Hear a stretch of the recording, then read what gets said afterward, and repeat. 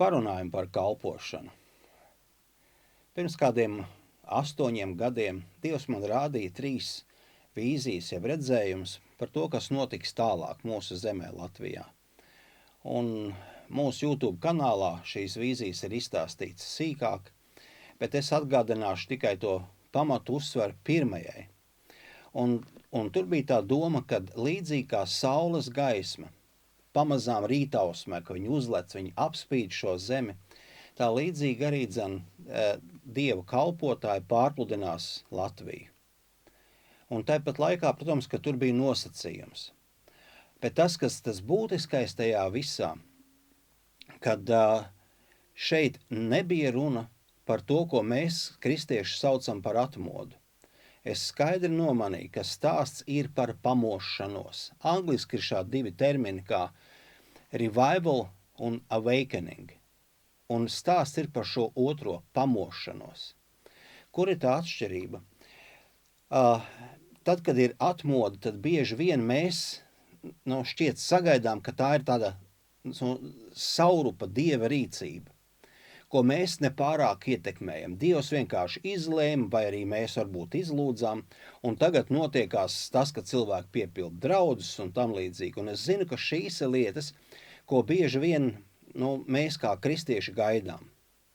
Taču pamošanās ir kas pilnīgi cits. Pamošanās tas nozīmē, ka tu, kā tāds cilvēks, kas gulējis, tagad pamosties, atver acis un ierauga lietas, kas tevi apkārt ir. Un tu sāc tās lietot. Tu izcel kājas no gultas, un tur ir čības. Tu iekāp čībās, tu izmazgā zobus, jo tev ir zobbirste, tev ir zobu pasta, tu paēd brokastis, jo tev ir maize un tā tālāk. Nevis, ka tu gaidi, ka tevi kāds pabaros, nevis, ka tev kāds izmazgās zobus, bet tu dari šīs lietas. Tāpēc, ka tu to spēj darīt, un tev tas viss pieder. Un līdzīgi ir ar šo pamošanos. Pamošanās pamatdoma, tas, ko Dievs rādīja, ir, kad mēs ieraugam, kas mums ir dāvināts, kas mums pieder Kristū. Kristus ir centrālā persona. Kas mums pieder viņā, mēs to ieraugam, ņemam un lietojam. Un stāsts ir par efektivitāti. Tas nav tā, ka tagad visu norakstām uz Dievu. Runa ir par efektivitāti. Un paskaties, no Efeziešu vēstules tik ļoti bieži lasītā rakstu vieta, kur viņš saka, Efeziešiem 4.11, viņš Dievs dāvāja, vispirms apustuļus, tad praviešus, evaņģēlistus, ganus un skolotājus. Un tā sajūta ir, ka bieži vien mēs šeit pieliekam punktu.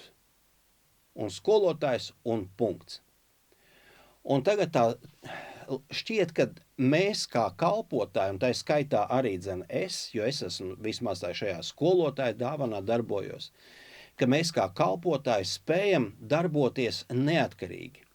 Vienkārši no tās žēlastības, kas mūsos ir. Jo tad, kad Dievs aicina, viņš iedod žēlastību, viņš tev sagatavo un tad izsūta. Tā kā ir kaut kāda Dieva šis te devums mūsos, kas vienkārši urda, grib darboties, grib izpausties. Un tas ir burtiski ļoti, ļoti saldi, tāpēc, ka Dievs tāds ir. Dievs vienmēr ir ārkārtīgi patīkams. Ar viņu ir patīkami runāties, un ja tavs Dievs tāds nav, tad tev ir cits Dievs acīm redzot. Bet jaunās derības Dievs, ko es saskatu, viņš ir tas, kurš neprātīgi mīl cilvēku. Un tāpēc viņš ir atdevis savu dēlu, lai ik viens, kas tic, dabūtu mūžīgo dzīvību. Un tamdēļ viņš ir sūtījis Svēto garu, lai tas mums atklātu visu, ko Jēzus teica, un mācītu nākamās lietas. Dievs ir pār cilvēku viscaur, un viņš nesagaida, ka mēs tagad ar savu svētumu kaut ko nopelnīsim. Viņš, Dievs, visu ir paveicis Kristū. Un tur tā lielais izaicinājums mums ieraudzīt, kas mums pieder, sākt lietot. Bet arī šīs dāvanas ierauga tālāk, tām ir mērķis, arī manai dāvanai un tavai dāvanai ir mērķis. Un tad ir teikts tālāk 12. pantā, lai visas šīs 5 kalpošanas ir dāvinātas, lai.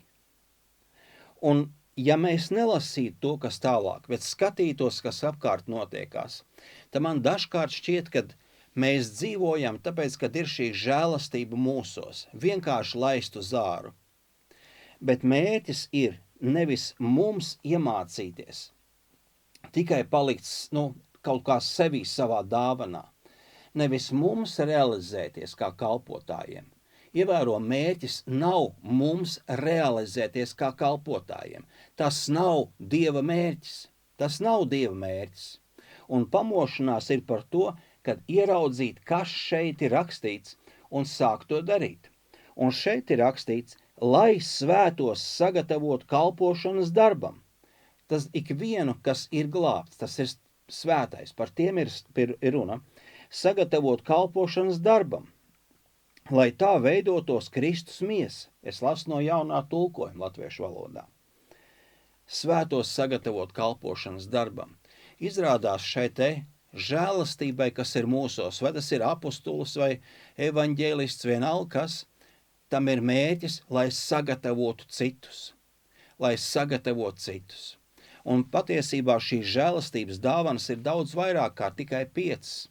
Ir ļoti dažādas un daudz, taču mana tā iekšējā sajūta ir, ka Dievs šīm te 5 dāvanām ir devis tādu izteikti lielu uzdevumu, atbildību darboties tieši ar šiem te pārējiem cilvēkiem. Organizēt lietas, darīt lietas ar mērķi sagatavot arī tos pārējos kalpošanas darbam. Un līdz ar to mans jautājums, te ir stāsts par ko? Par efektivitāti. Ja man ir jāsagatavo otrs cilvēks, tad, ja es saprotu šo savu uzdevumu, mans uzdevums nav tagad spīdēt Kasparam, vēl kaut ko tur sasniegt Kasparam, mans mērķis ir sagatavot to otru.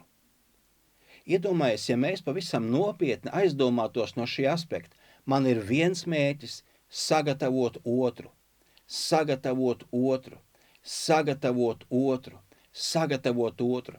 Tas ir šeit rakstīts. Sagatavot to otru kalpošanas darbam. Un kas notiekās, tad, kad es to ieraugu, es sāku domāt, kā es to varu izdarīt.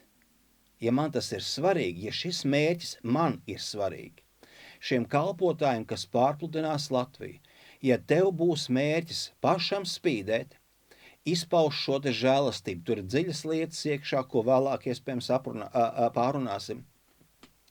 Bet ja tavs mērķis ir sagatavot to citu, tad loģiski tu sāc domāt, kā man to izdarīt. Un ne tikai izdarīt, bet nākamā doma, otrā doma ir, kā to padarīt efektīvāk, kā to labāk padarīt.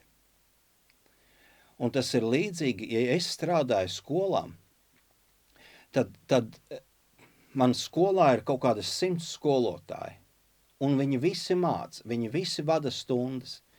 Bet jūs arī zināt, ik viens, kas ar skolu ir saskāries un gājis paši tam cauri, ir mīļāki skolotāji un ir tie, ko tu pārāk negribi atcerēties. Kāpēc? Kur ir tā atšķirība? Kur ir tā atšķirība? Citiem vārdiem, tu vari būt efektīvs un tu vari būt mazāk efektīvs, vai ne? Un tu sāc domāt, kā tad man sagatavot tos otrus? Tas, ko es saskatu, ja es gribu otru sagatavot, es kā skolotājs, ja es esmu vienkārši skolotājs skolā, ja viss, ko es viņam darīšu, ir stāstīšu, kā kaut ko paveikt, stāstīšu, kā aprēķināt matemātikā kaut kādas lietas, zīmēšu viņam 3 stūrus, kvadrātus, laukumus un tā tālāk. Tad ir kaut kas, ko šis cilvēciņš, kas sēž tajā skolas solā, paņems. Es varu viņam, tas, ko agrāk sauc par darbmācību vai mājturību, es viņam varu stāstīt par to, ka zāģis ir jātur šādā veidā ar zobiem uz leju, ka kustības mēs izdarām šādas te zāģējot koku, ka koka otru roku mums ir jāpietur. Un kaut ko šis cilvēks iemācīsies. Bet vai tā būs efektīva stunda? Vai šis cilvēks tiešām tiks sagatavots, ko bieži vien skolotājs saka, es te gatavoju eksāmenam, vai patiesībā mums vajadzētu teikt, es gatavoju dzīvē. Mūsu gadījumā es gatavoju kalpošanai. Vai tiešām tikai vārdi spēj paveikt to. Tas, ko es redzu, kad visefektīvākā mācīšanās, un to zina, tu vismaz vajadzētu zināt ikvienam skolotājiem, ir vesela tāda piramīda, kas tiek zīmēta, kā ir visefektīvākais veids, kā tu vari iemācīt otram. Un vismazāk efektīvais ir lekcija. Tas, kas paliek no lekcijas pāri, mēs viņu kristieši saucam par sprediķi, bet tas, kas paliek pāri, tas ir vismazākais procents. Vislielākais procents ir tad, kad tas apmācāmais, kad skolēns pats sāk darīt un zāģēt, un viņam nesanāk sākumā tik gludi, kā skolotājs rādīja. Viņam nesanāk laukumu matemātika aprēķināt uzreiz tik gludi, kā skolotājs rādīja, bet ja viņš pats nesāks kaut ko darīt un meistarot un tam līdzīgi, tad viņš nebūs pārāk efektīvi sagatavots. Un tas, kas, manuprāt, ir svarīgi mums kā kalpotājiem, saprast, ka mūsu mērķis ir sagatavot to otru.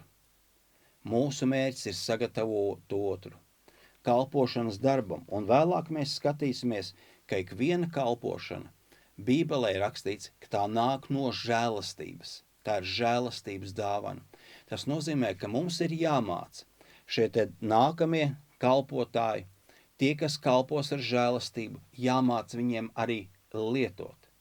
Es neesmu pret to, ka tagad nevajag nekādas lekcijas vai tas, ko mēs sakam svētrunas vai sprediķi sauc kā grib. Arī tam ir sava vieta.